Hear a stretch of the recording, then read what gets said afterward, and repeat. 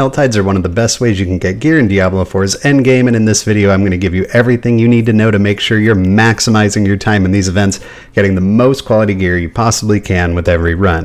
A Helltide is an event that occurs periodically throughout the day, taking over 2 or 3 zones on your map and turning them into a hellish landscape brimming with monsters to kill and events for you to do.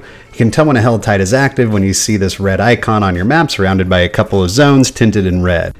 Helltides can only be accessed in World Tiers 3 and 4. As you go about participating in the Helltide, you'll collect aberrant cinders that you can use to open a variety of chests scattered throughout affected zones. These chests differ in both the type of rewards they provide and the number of cinders required to open them. The reward chests include Tortured Gift of Protection, which gives boots, chests, helm, gloves, pants, and they require 75 cinders. Tortured Gift of Jewelry, which requires 125 cinders.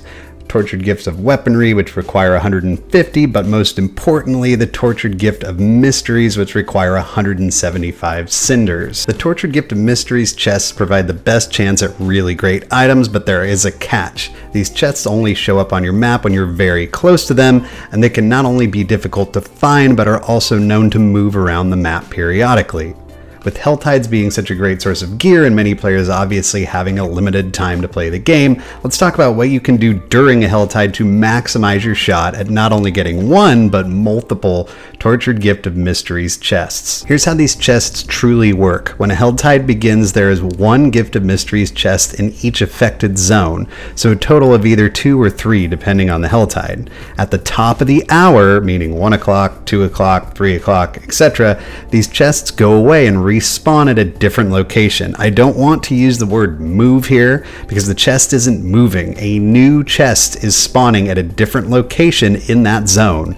That means, for example, if a Helltide started at, say, 2:30, then there would be potentially 2 Tortured Mystery chests you could open before 3 o'clock, 1 in each zone, and 2 more you could open after the top of the hour, meaning you could theoretically open 4 of these chests in a given Helltide that takes over 2 zones.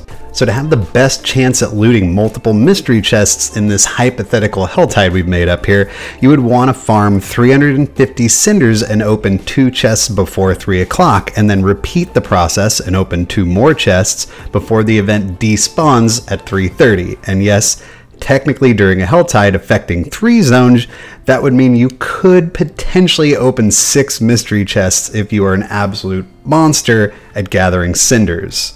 The obvious downside to this is that Helltides don't always spawn at these nice half-hour increments. They actually spawn every 2 hours and 15 minutes. So a Helltide that spawns on a 15 or on a 45 are going to be really tight to try and pull a 4-chester. And a Helltide that starts at the top of the hour, it's not going to be possible to get more than 2 chests.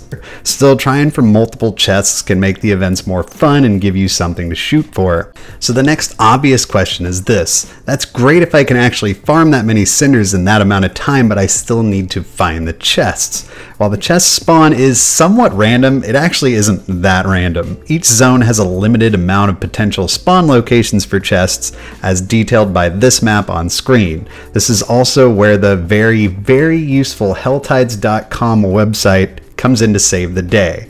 This handy website will give you some really great information, including a timer for the next world boss and the next Helltide, the location of the current mystery chests, as well as the location of various events you can participate in to get more cinders. I like to have this bad boy on a second monitor while I'm running Helltides to make sure I know exactly where to be heading once I've collected enough cinders. As far as cinder collection itself, the best method seems to be to just kind of do stuff while heading from one event to another. You never know what random mob is going to spit out 5 cinders, or even what ore vein or random herb is going to cough up a bunch of these little guys, so make sure you're clicking everything and not being shy about clearing out groups of mobs as you run from place to place. And then of course, not only for our hardcore friends, but for everybody, you don't want to die during a Helltide because the amount of cinders you lose per death can be really painful. I hope you found this quick guide for maximizing your time during Helltides to be helpful, and if you did, don't forget to give it a thumbs up on your way out the door and subscribe to my channel for more.